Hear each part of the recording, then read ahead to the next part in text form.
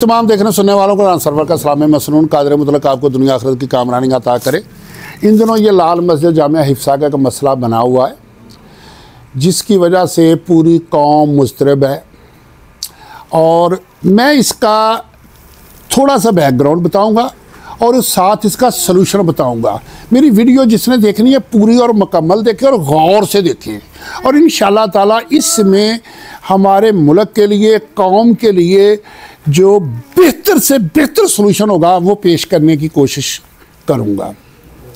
Number one बात ये आ जाती है कि वो मदनी मस्जिद का मसला बना कि उसे वो शहीद करना चाहते थे या जो भी कुछ उसमें वो तब्दीली करना चाहते थे।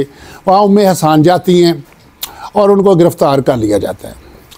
अब इनका मुतालबा है कि उन्हें रहा किया जाए, और हुकूमत की तरफ से जो 3 मुतालबे सामने आए हैं वो इस तरह से है। लाल मस्जिद के अंदर जब 2007 में ऑपरेशन हुआ था तो लाल मस्जिद के साथ मुल्हिका जामिया हिफ्सा था और उसे शहीद कर दिया गया था मदरसे को। वहाँ ये को तकरीबन 2 साल से तामीर शुरू है, काफ़ी हिस्सा उसका तामीर हो चुका है। हुकूमत का नंबर 1 मुतालबा ये है कि उस सारे को मसमार किया जाए। दूसरे नंबर पे उनका मुतालबा ये है कि इस्लामाबाद के अंदर किसी भी मस्जिद का कोई मामला आता है तो उस मामले में इंटरफेयर होते हैं लाल मस्जिद वाले, ये उसमें मुदाखलत ना करें। तीसरा नंबर ये आता है कि इर्दा गिर्द कहीं पे अगर कोई म्यूज़िकल प्रोग्राम हो रहा होता है तो मैं हसान वहाँ चली जाती हैं और जाके बंद करवाती हैं। ये 3 मुतालबे उनके हैं। मैं हमेशा जो मैंने 40 साल तजर्बे में बात सीखी है, सलूशन वो होता है जो मुस्तकिल और देरपा हो। जब किसी को दबा के, किसी को अंडर प्रेशर करके आर्जी तौर पे सलूशन निकाला जाता है तो उसके नताइज बाद में जो आते हैं वो बड़े भयानक होते हैं। इस वक्त हुकूमत को ये बात जहन से निकाल देनी चाहिए कि उम्मे हसान उनकी हिरासत में है और उसे हिरासत में रख के ये मुतालबात मनवा लेंगे।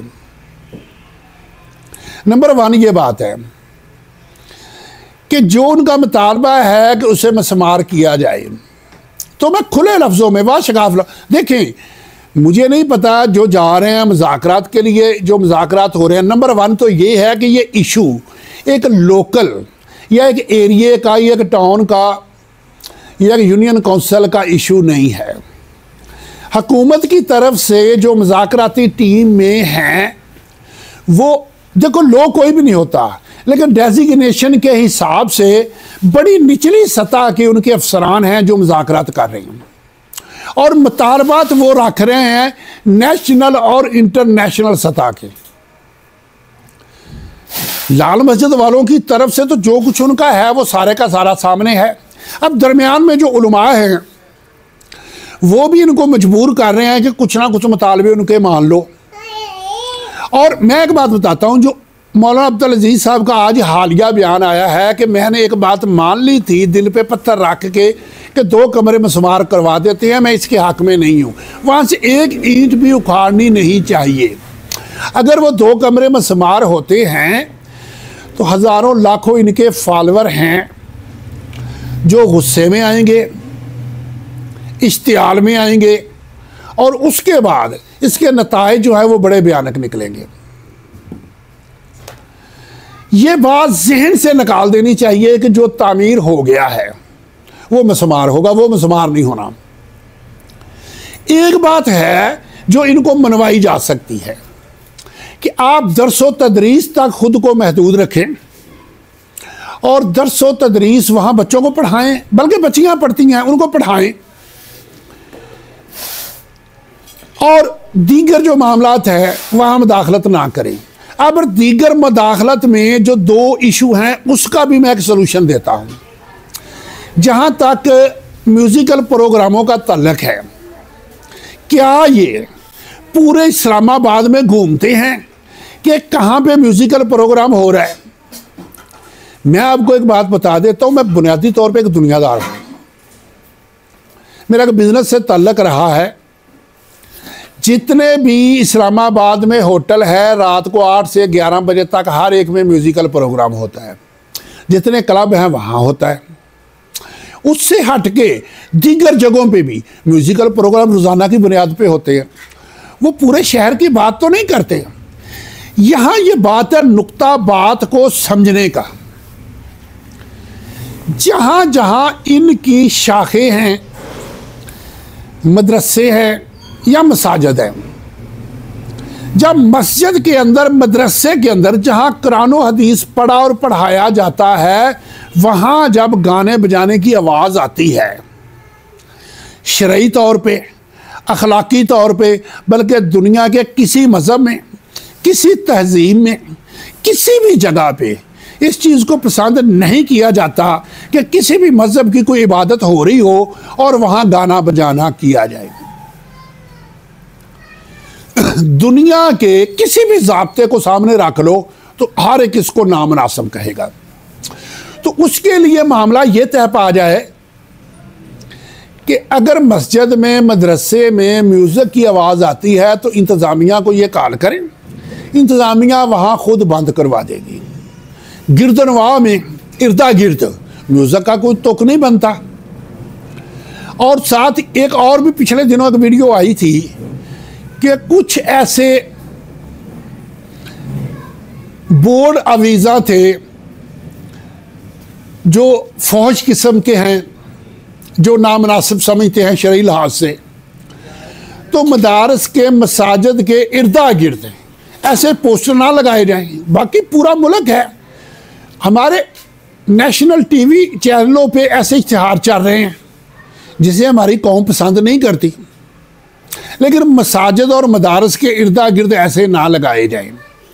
रही बात मसाजिद की, उसका बहुत बेहतरीन एक सलूशन है। मौलाना अब्दुल अजीज साहब से, दीगर उलमा से, मशावरत से, इस्लामाबाद के अंदर से कम अज़ कम 50 मुफ्तियाने कराम का एक बोर्ड बना दिया जाए। हुक्मरानों को बाज़ औक़ात कुछ ऐसे मसाइल पैदा होते हैं कि जहाँ उनके नज़दीक मस्जिद का शहीद करना ज़रूरी होता है इंतज़ामी नुक्ता नज़र से।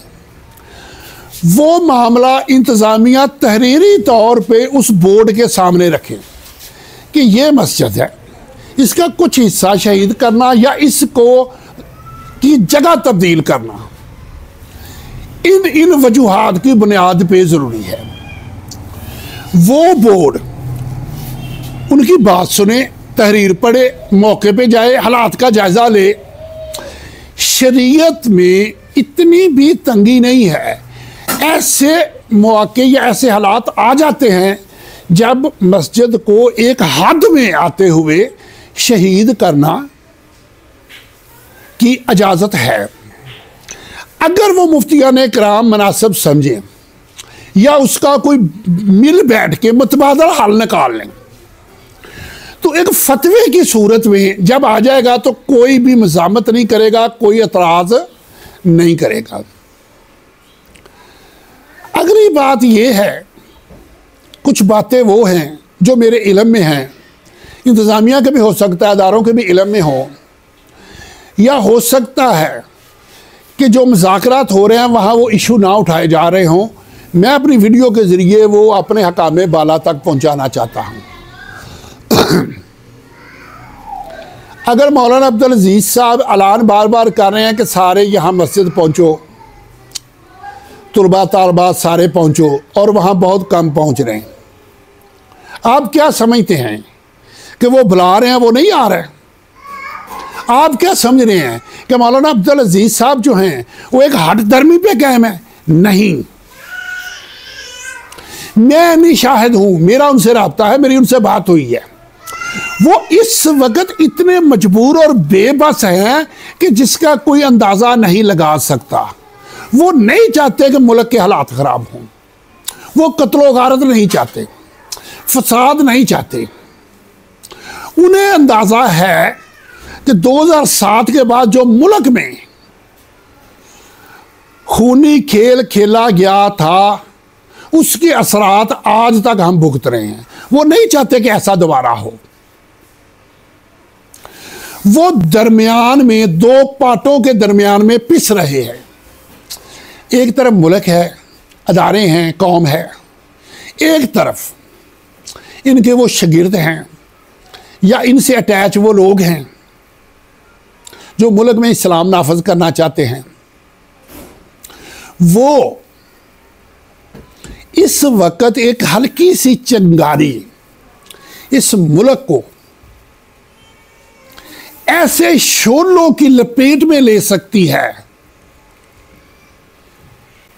कि साबका शोले तो आहिस्ता आहिस्ता मध्यम हो गए, ये मध्यम होने वाले नहीं हैं। इस वक्त मुल्की हालात कुछ और है। उस वक्त कौम अदारों के साथ थी, आज कौम के दिल में अदारों की नफरत है। उस वक्त मीडिया इनके साथ था, सोशल मीडिया इनके साथ था, आज इनके साथ नहीं है। आप भी जानते हैं कि सोशल मीडिया जब किसी इशू को उठाता है तो वो किधर का किधर ले जाते हैं, और वो आंखें जमाए खड़े हैं कि हमारे हाथ कुछ छोटा सा बहाना आए जिस इशू को लेके हम उठाएं और मुल्क में कहराम मच जाए। दूसरी बात यह है, इस वक्त पीटीआई और हुकूमत के दरमियान तसादम है, सारे जानते हैं। बल्कि यूं कह लो, एक तरफ कौम है, एक तरफ अदारे हैं। पीटीआई वाले सियासी जमात हैं, उनकी मगरब की भी मजबूरियां हैं, अमेरिका की भी मजबूरियां हैं, बैनुल-अक़वामी भी मजबूरियां हैं। इमरान खान ने कौम की जो तरबियत की है वो मजहबी की है। उसने ला इलाहा इल्लल्लाह की बुनियाद पे तरबियत की है, उसने इय्याका नअबुदु व इय्याका नस्तईन पे तरबियत की है, उसने जहाद पे तरबियत की है। उसके क्लिप उठा के देखो, जगह जगह उनकी कोई तकरीर कलमे से शुरू होके जहाद पे ख़त्म होती है। तो उसमें यह है, अब मैं पब्लिक के अंदर रहता हूं, मैं पब्लिक के माइंड से वाकिफ हूं। पब्लिक देख रही है कि खान साहब कहते थे कि आज़ादी प्लेट में रख के कोई नहीं देता, इसके लिए जहाद करना पड़ता है। और जहाद जो है वो मार खाने का नाम तो नहीं होता, वो तो मज़ामत का नाम होता है, वो तो ईंट का जवाब पत्थर से देने का नाम होता है। और वो सियासी लोग हैं, वो ऐलान जहाद का नहीं कर सकते। वो भी इस वक्त चाहते हैं कुछ तीसरी तरफ से उठे, कौम उसके पीछे लगे और मुल्क में इनकलाब आई।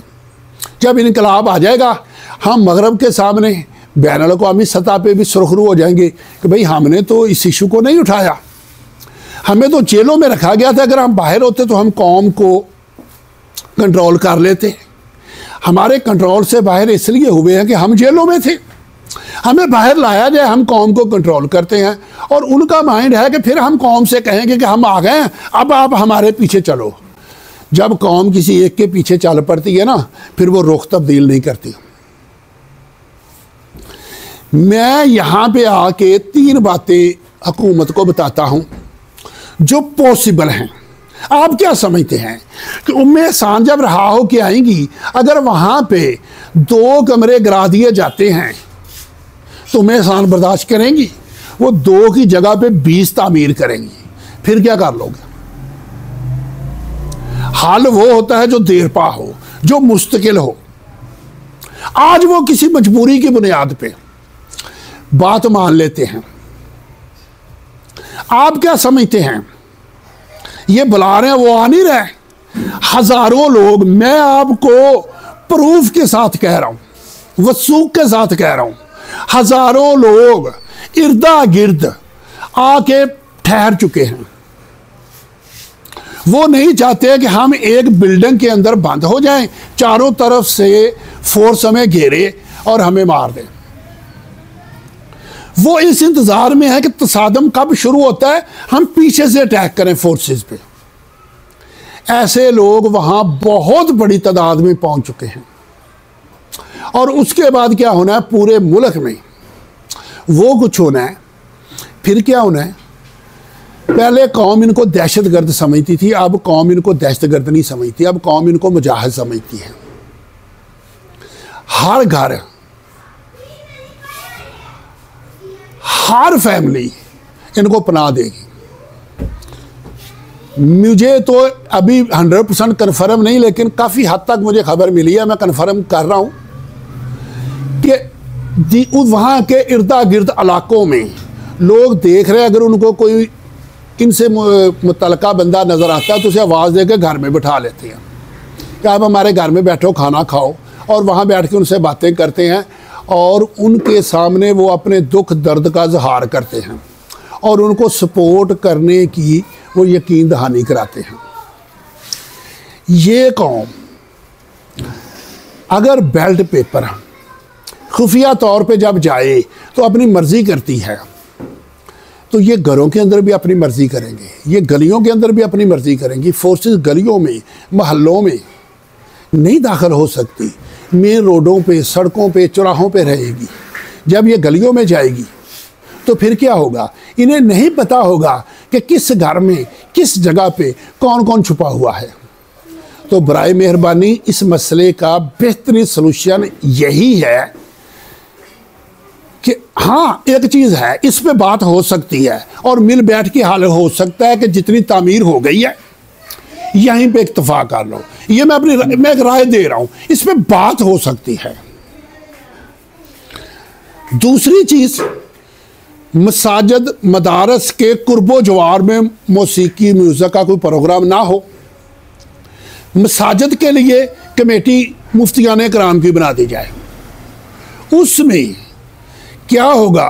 जब मुफ्तियाने कराम सारे हालात का जायज़ा लेके एक फतवा दे देंगे, उसे शरीयत की तईद हासिल हो जाएगी। वो उसका कोई सलूशन निकाल लेंगे जिस पे कौम भी मुतमिन होगी, मजहबी हलके भी मुतमिन होंगे, हुक्मरान भी मुतफिक होंगे, सारे मुतफिक होंगे।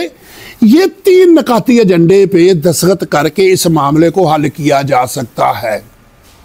मैं इन दिनों बता देता हूँ मेहसान और मौलाना अब्दुल अजीज साहब का ज़हन और सोच क्या है। वो सिर्फ ये चाहते हैं कि हम बच्चों को पढ़ाएं, उनको तालीम दें और ज़िंदगी के जो चंद लम्हे हैं वो गुजार के दुनिया से चले जाएं। वो लड़ाई नहीं चाहते, वो झगड़ा नहीं चाहते। लेकिन ये एक अहम बात करने लगा हूँ हुक्मरानों के लिए।